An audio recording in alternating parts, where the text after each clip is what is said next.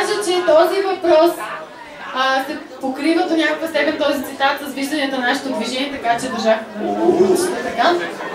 Ако човек се труди само за себе си, той може да стане знаменит учен, голям мъдрец, превъзходен поет, но никога не може да стане наистина съвършен и велик човек.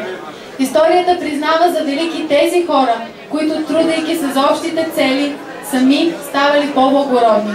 Опитът превъзнася, като най-щастлив този, който е донесъл щастие на най-много хора. Това и ние го правим за вас. И кой всъщност го е казал в оригинал? Исак Баси, Карл Маркс, Уолтер Мит или Мишел Фуко. На кой е тази крилата, малко дългичка, но крилата фраза? Изключителен въпрос. Дебат между участниците, както и публиката. Знаете ли отговора? Всички разбира се. Аз съм убедена, че този е натарен. Да, не. Да.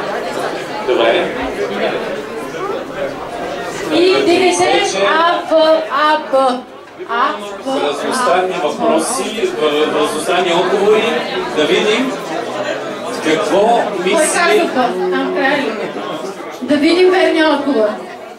Браво, Карл Маркс! Точно. Именно Карл Маркс е казал тези страхотни думи.